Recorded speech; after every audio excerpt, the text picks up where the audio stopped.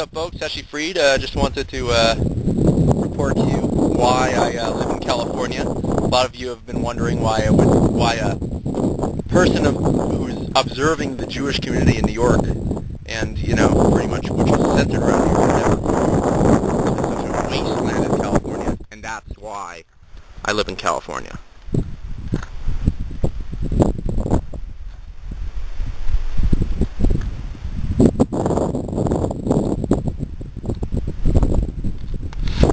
Funny because when I was in New York, people would always say things like, once you get married, you're not going to be able to go do all this stuff.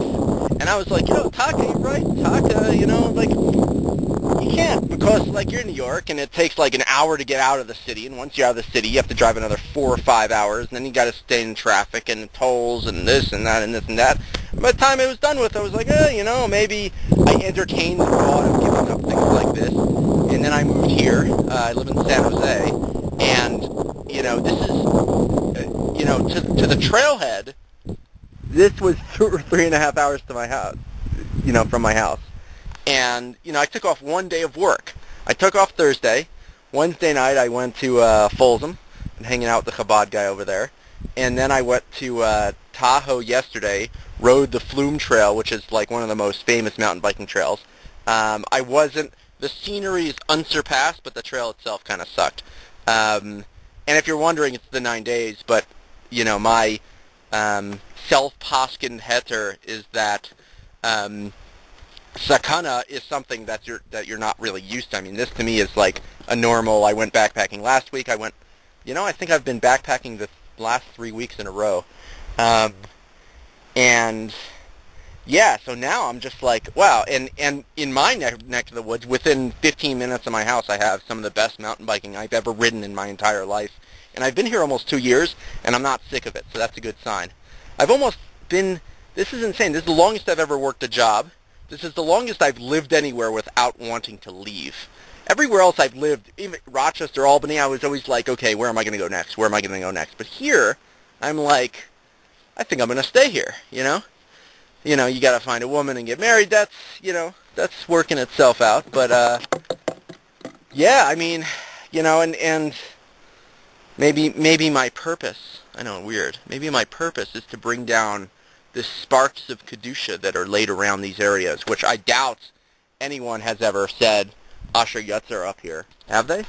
I don't know. I'd be curious, actually.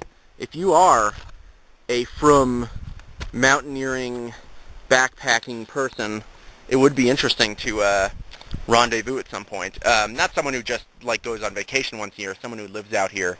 I haven't met that, surprisingly, Northern California is not full of a bunch of Frum outdoors nut jobs like myself. There are a couple, but, mostly people aren't Jewish who are, doing this sort of thing. There are a lot of hippies, but, they go to the woods, let's smoke a bowl, whatever. So there was a mountain lion up there, by the way, and I decided in lieu of the 9 days not to test my luck, because that's a sakana.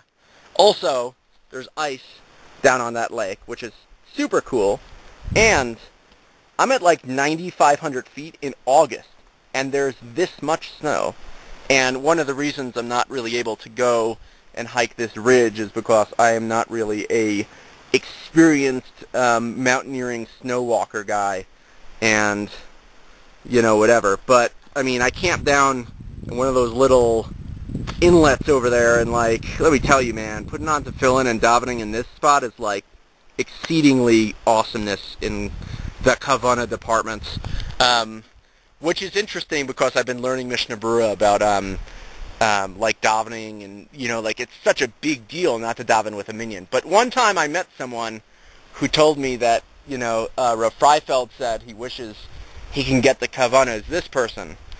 I know, right? Good old stories. It's classic. But I'm hearing it second person. That this one guy davens in the woods. He missed davening one day, and he said, I had the most amazing davening in the woods. He said, it's better to have exceedingly amazing kavanah than to daven with the tzipor. So with that, I will leave you. This is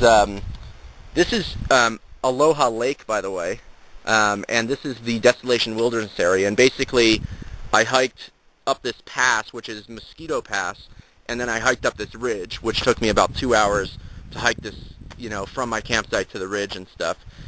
It's longer than it looks, and it's really grueling, and, trying to avoid snowfields and snow bridges. You walk over these snowfields, and it's like, 10, 15 feet down, but it's very, fooling. It looks like a flat surface, and if you fall, that would kind of suck. So, yeah, totally awesome, man.